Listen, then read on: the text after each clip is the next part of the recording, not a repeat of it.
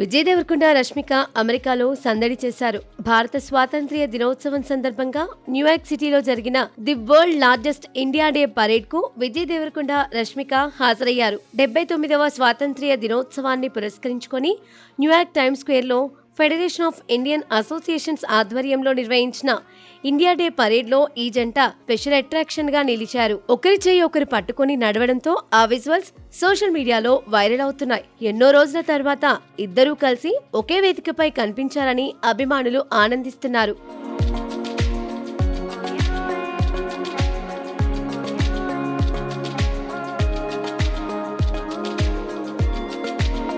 ఇకపోతే విజయ్ దేవరకొండ, రష్మిక కలిసి గీతా గోవిందం, dear comrade చిత్రాల్లో నటించారు. గీతా గోవిందం చిత్రం నుంచి వీరిద్దరూ రిలేషన్ లో ఉన్నారని, పెళ్లి కూడా చేసుకోబోతున్నారంటూ వార్తలొచ్చాయి. వీటిని ఎన్నోసార్లు ఖండించినా ఆ గాసిప్లకు ఫుల్ స్టాప్ మాత్రం పడటం లేదు. దానికి తోడు ఈ జంట టూర్లు, షికార్లు చేసిన ఫోటోలు వైరల్ కావడంతో ఆ వార్తలకు మరింత బలం చేకూరినట్లయింది. మరోవైపు ఇప్పుడు మూడోసారి ఈ జంట తెరపై సందడి చేయనున్నారని తెలుస్తోంది.